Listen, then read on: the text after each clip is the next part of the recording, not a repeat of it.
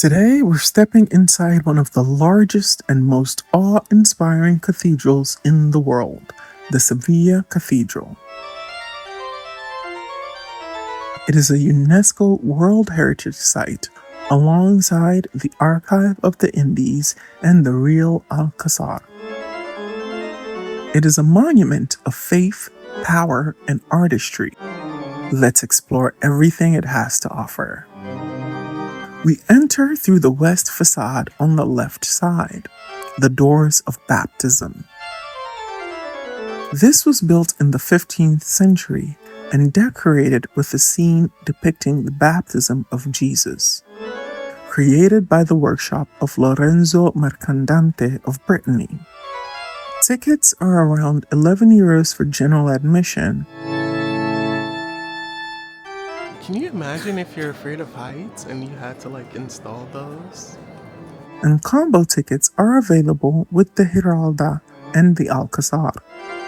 I'd recommend ebook online to skip the queue and also take full advantage of the audio guide, as you don't want to miss all of the history here. The site of the cathedral was originally the Almohad Great Mosque, built in the 12th century.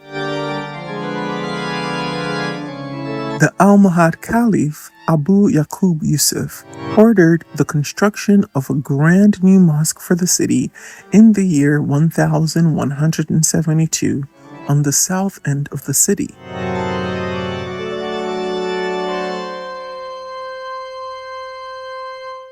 Shortly after Sevilla's conquest by Ferdinand III, Yaqub Yusuf's mosque was converted into the city's cathedral.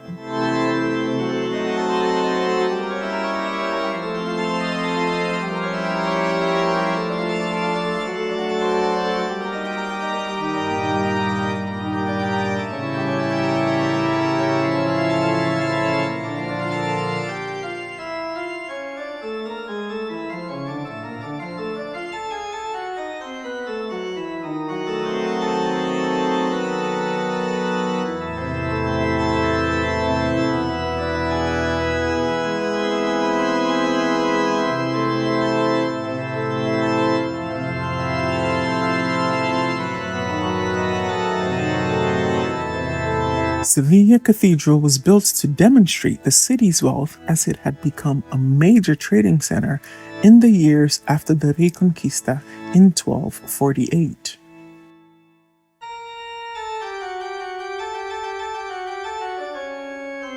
It was transformed into the largest Gothic cathedral in the world.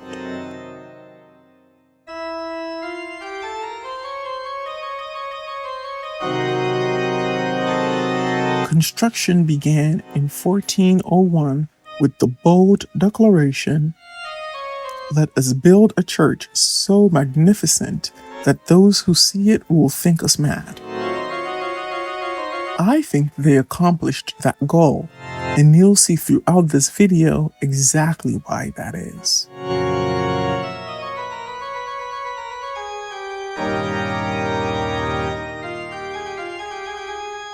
Go ahead and subscribe to this channel if you haven't yet, and better yet, share this video with a friend or two. They deserve to see this too.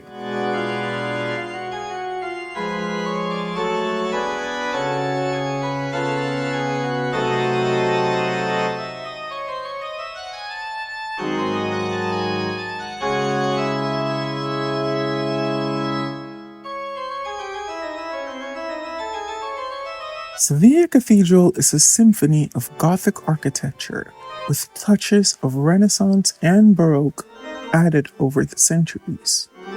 The vaulted ceilings soar over 40 meters high, and light filters through rose windows that illuminate hundreds of carvings and altarpieces.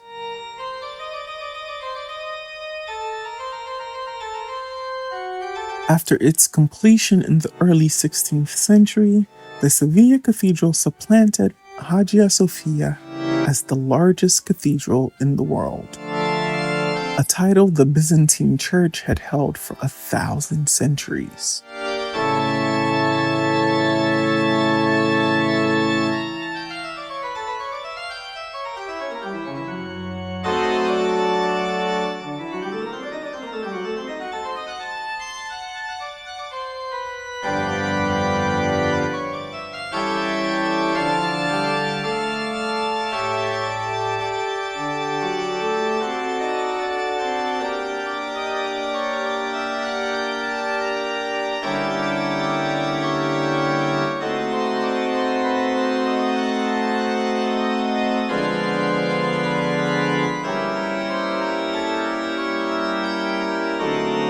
Seville Cathedral was the site of baptism of Juan of Aragon in 1478, the only son of the Catholic monarchs Ferdinand II of Aragon and Isabella I of Castile.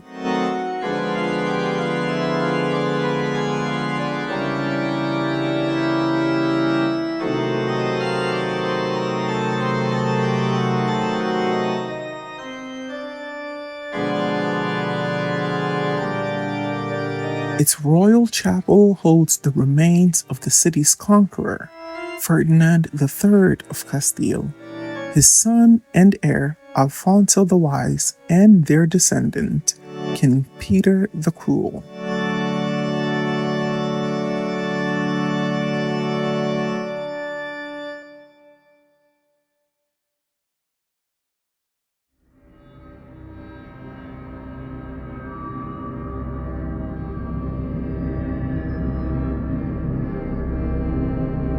We are now exiting through the north facade, which opens onto the Court of Oranges. It is usually kept closed except on festival days.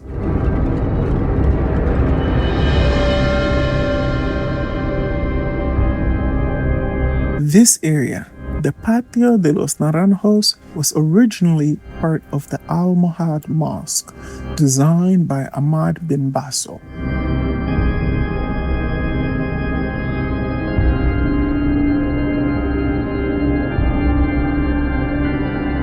These are twin organs by Aquilino Amezua from the early 1900s, think 1903.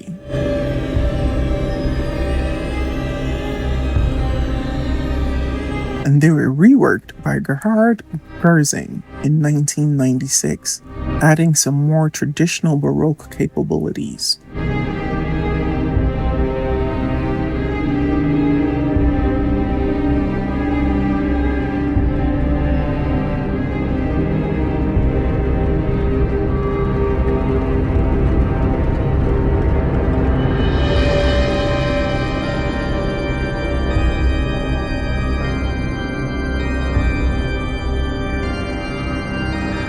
I would have loved to hear the sound from those instruments.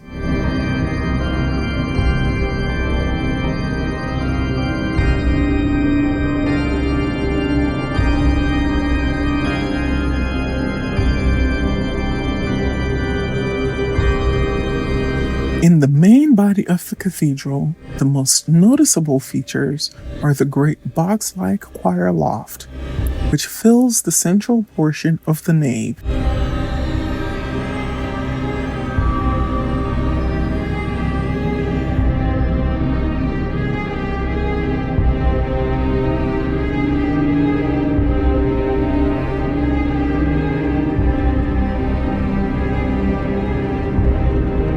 Here, you can see just how much detailing went into each and every part of the cathedral.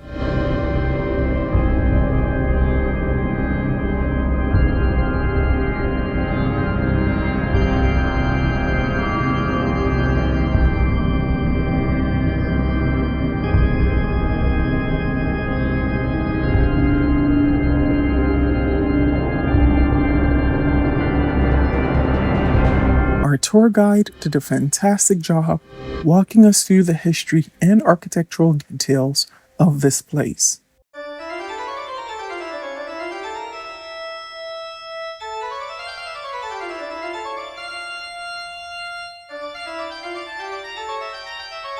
He also mentioned that he used to sing in the choir, and he comes here every Sunday for worship, so you can say he's somewhat of an expert.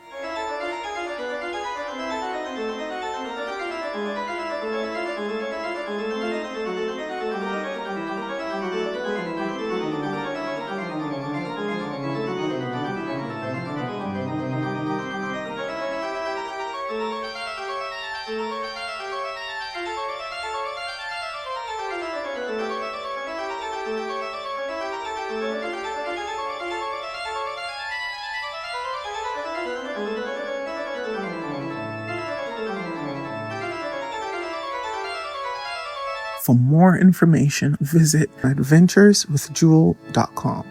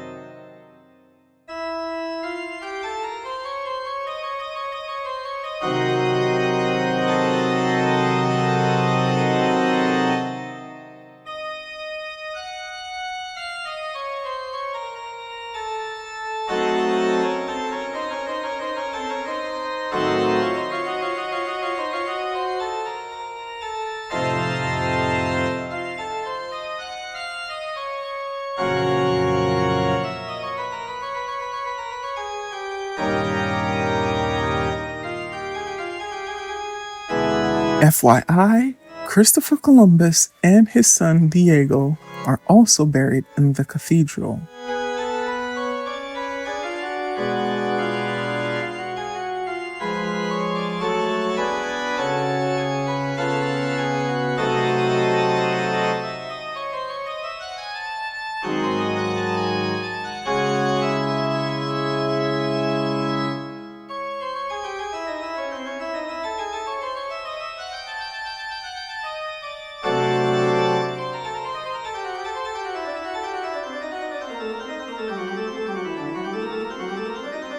This is the chapel dedicated to Columbus and his legacy.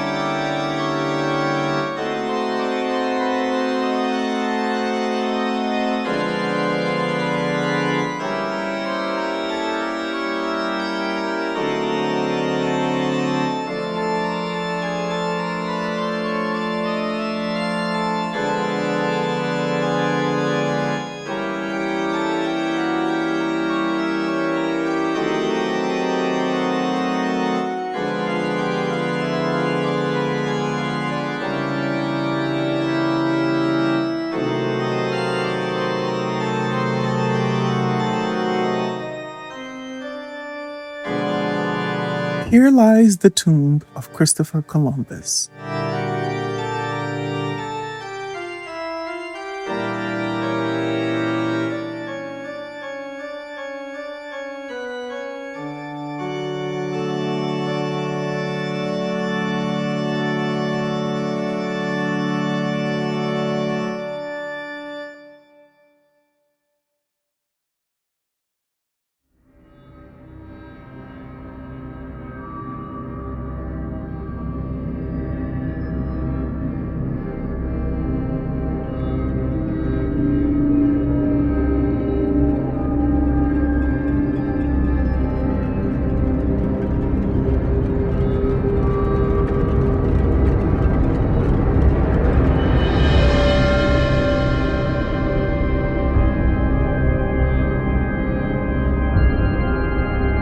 The cathedral has 80 chapels.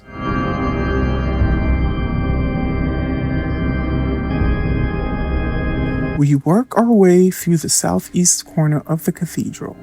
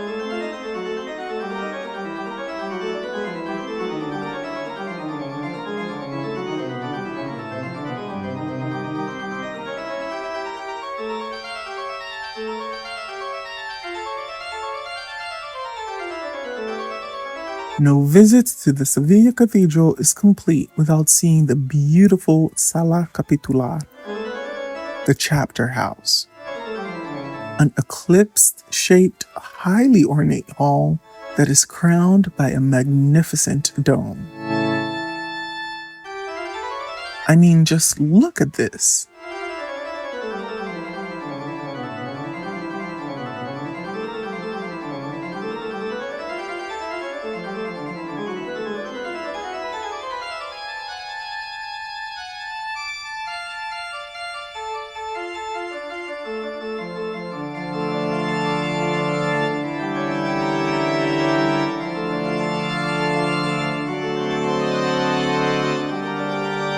A Renaissance-style building housed within a Gothic-style cathedral built on a mosque.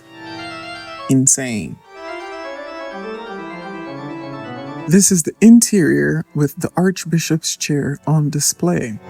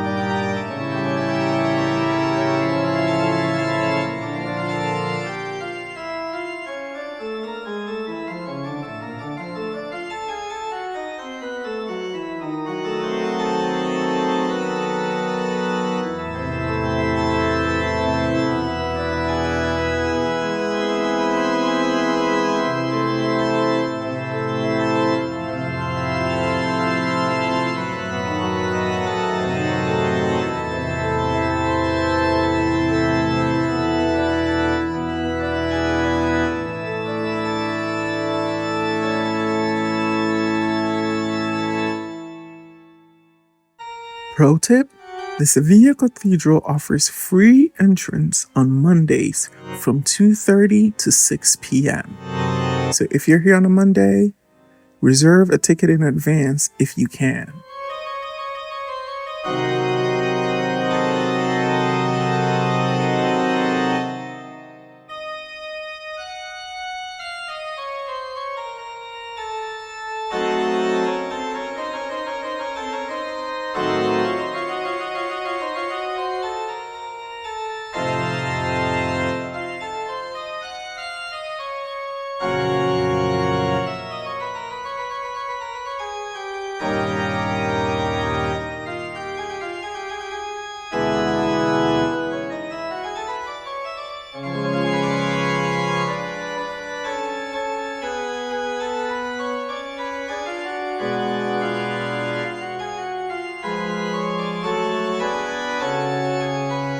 Fun fact: the Capilla Mayor, Pierre Dancart's masterpiece, is considered to be one of the finest altarpieces in the world.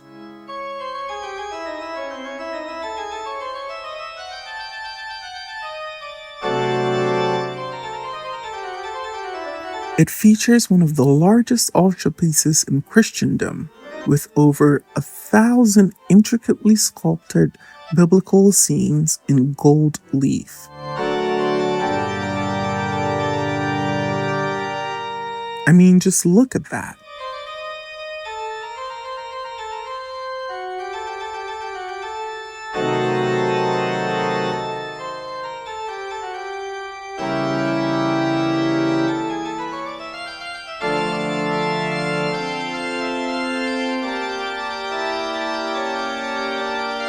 To cap off this grand tour, we made our way to the Giralda Tower.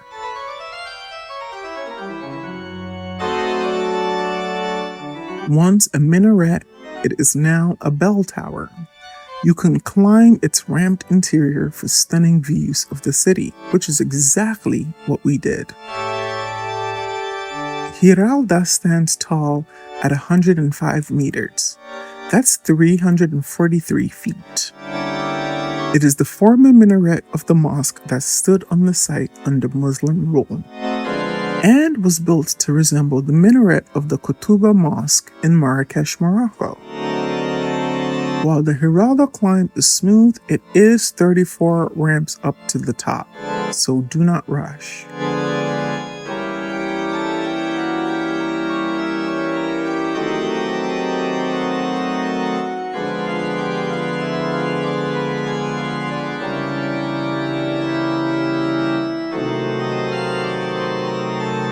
Just look at that view of Sevilla.